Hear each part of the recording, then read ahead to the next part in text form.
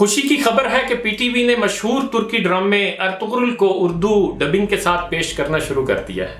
میں تمام پاکستانیوں کو مبارکباد پیش کرتا ہوں اور درخواست کرتا ہوں کہ ہر چھوٹا بڑا، مرد عورت، جوان بوڑھا اس عظیم ڈرامے کو ضرور دیکھے۔ وہ ڈرامہ جس نے پوری دنیا میں ایک تہلکہ مچا دیا اور ہالی ووڈ کے کئی ڈراموں کو پیچھے چھوڑ دیا ہے۔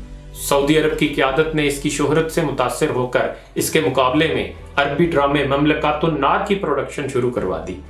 انڈیا اس بات سے پریشان ہے کہ مقبوضہ کشمیر کے جوان اس ڈرامے کو دیکھ دیکھ کر ایمانی غیرت و حمیت سے سرشار ہوتے جا رہے ہیں۔ فنی اعتبار سے تو یہ ڈرامہ ایک شاہکار ہے ہی۔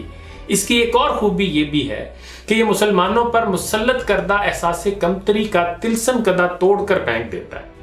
خانہ بدوش قبیلے کی جرت اور عدل کے قیام کے لیے جدوجہد پر مبنی اس ڈرامے کی چند اقساط دیکھ کر آپ کے اندر سے وہ احساس کمتری دھیرے دھیرے ختم ہونا شروع ہو جاتا ہے، جس میں مغرب کے دانشوروں اور لیڈروں نے بڑے اہتمام سے مسلم سماج کو مبتلا کر رکھا ہے۔ یہاں تک کہ ایک وقت آتا ہے کہ جب آپ کو مسلمانوں کی تہذیب و ثقافت اور اسلاف کے فکر و عمل پر فخر محسوس ہونا شروع ہو جاتا ہے۔ اس ڈرامے کے ٹوٹل 5 سیزن ہیں۔ پلاٹ اتنا جاندار ہے کہ کوئی ایک سین بھی طبیعت میں بوریت کا مادہ نہیں آنے دیتا۔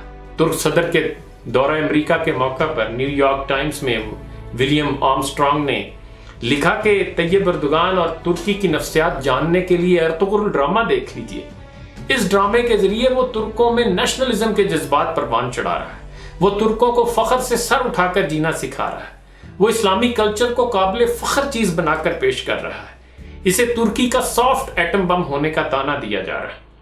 نیو یارک ٹائمز نے ایک مکمل فرد جرم عائد کرتے ہوئے یہ بھی کہا کہ ترک عوام اردوغان کے ساتھ مل کر مسلمانوں کی عظیم سلطنت بنانے کے در پہ ہیں۔ طیب اردوغان نے ارطغرل کے خلاف تمام پروپیگنڈے کا جواب صرف ایک فکرے میں دیا کہ جب تک شیر اپنی تاریخ خود نہیں لکھے گا تب تک شکاری ہی ہیرو بنا رہے گا۔ یہاں یہ بھی جان لیں کہ یہ ارطغرل کون تھا۔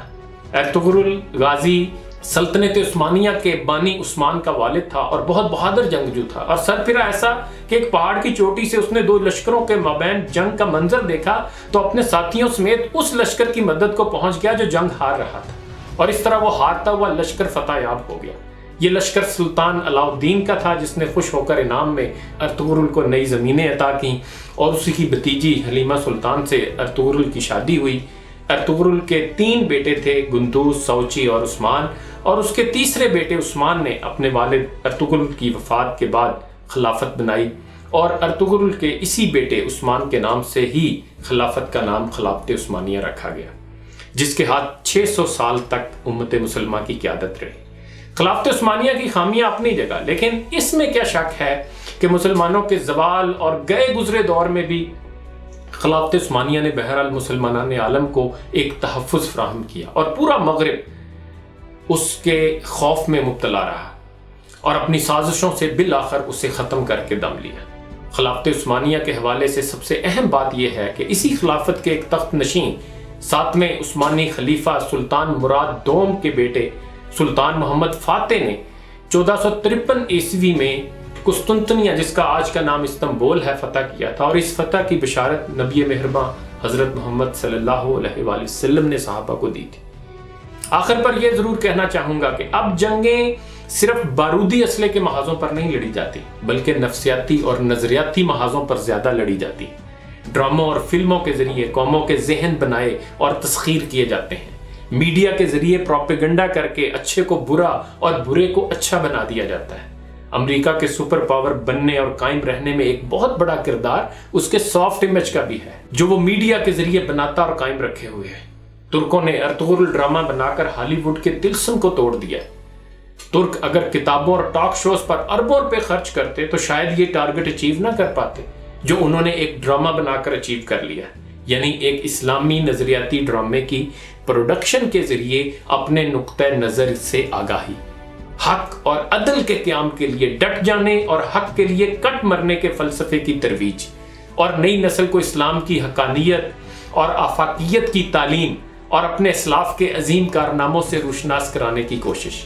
یہ ہے اس ڈرامے کے مقاصد۔ نوجوان اس ڈرامے کو دیکھ کر اپنے مسلمان ہونے اور اپنے اسلاف کی جرات و بہادری پر فخر محسوس کرنے لگتے ہیں۔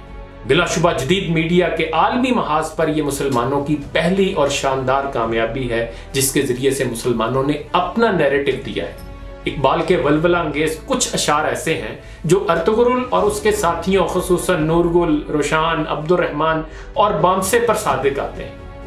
اقبال نے ارطغرل اور اس کے ساتھیوں جیسے ہمارے اسلاف کی جرأت و بہادری کو ان الفاظ میں خراج تحسین پیش کیا ہے کہ ٹل نہ سکتے تھے اگر جنگ میں اڑ جاتے تھے، پاؤں شیروں کے بھی میدان سے اکھڑ جاتے تھے، تجھ سے سرکش ہوا کوئی تو بگڑ جاتے تھے، دیکھ کیا چیز ہے ہم توپ سے لڑ جاتے تھے، نقش توحید کا ہر دل پہ بٹھایا ہم نے، زیر خنجر بھی یہ پیغام سنایا ہم نے، اور دشت تو دشت دریا بھی نہ چھوڑے ہم نے، بحر ظلمات میں دوڑا دیے گھوڑے ہم نے۔